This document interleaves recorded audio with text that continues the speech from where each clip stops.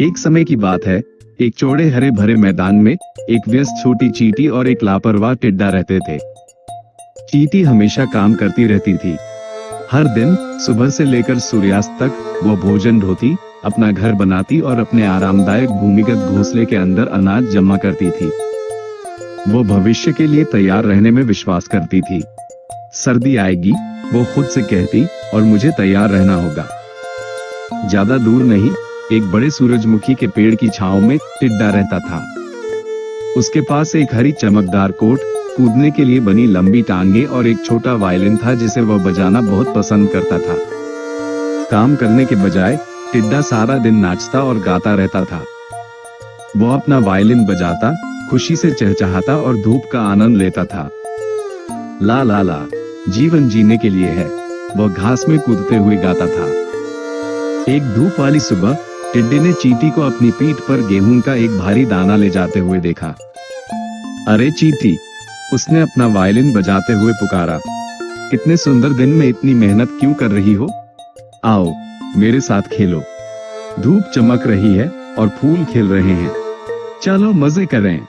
चींटी ने ऊपर देखा, अपने माथे से पसीना पोंछा और प्यार से मुस्कुराई।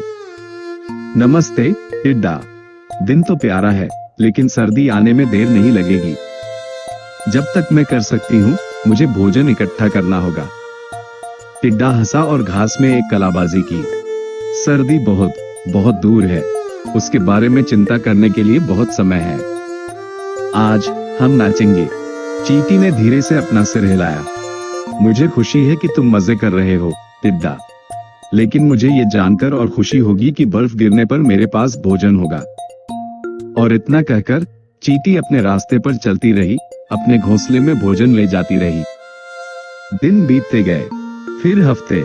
चींटी हर एक दिन कड़ी मेहनत करती रही। उसने अनाज, बीज और फलों के टुकड़े जमा किए। उसने अपनी सुरंगों की मरम्मत की, अपना घर साफ किया और सूखी पत्तियों से एक गर्म बिस्तर बनाया। दूसरी ओर टिड्डा गाता, नाचता और बजाता रहा।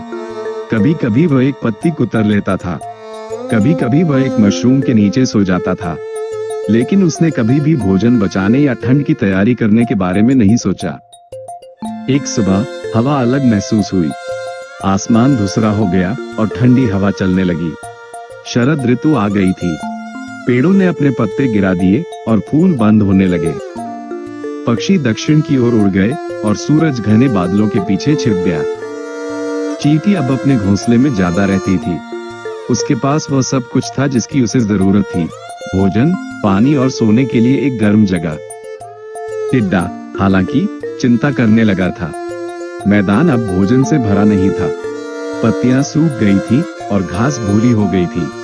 उसने भूखे और ठंडे होकर चारों ओर देखा, लेकिन उसे खाने के लिए बहुत कम मिला। फिर सर्दी आ गई। बर्फ ने जमीन को ढक दिया। हवा दहाड़ रही थी।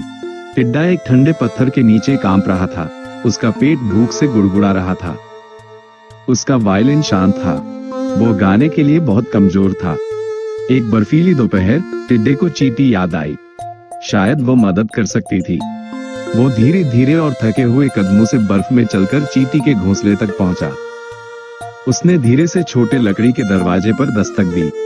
चींटी ने दरवाजा खोला और हाँफने लगी। टिड्डा, तुम इतने पतले और ठंडे दिख रहे हो, अंदर आओ। चींटी उसे अपने गर्म घर के अंदर ले गई। कोने में एक छोटी सी आग जल रही थी। अलमारियां भोजन से भरी हुई थी। हवा जामुन और भुने हुए बीजों की तरह महक रही थी। टिड्डा बैठ गया और आ भरी। प्रिय चींटी, तुम सही थी। मैंने तैयारी नहीं की। मैंने पूरी गर्मी गाई जबकि तुमने काम किया। अब मेरे पास कुछ नहीं है। मुझे बहुत अफसोस है। चींटी ने उसे गर्म सूप का एक कटोरा और मीठी शहद की रोटी का एक टुकड़ा दिया। वो प्यार से मुस्कुराए। हर कोई गलती करता है टिड्डा। महत्वपूर्ण बात यह है कि उनसे सीखना। टिड्डा ने कृतज्ञतापूर्वक सिर हिलाया। मैं वादा करता हूँ, अगले साल मैं भी काम करूंगा।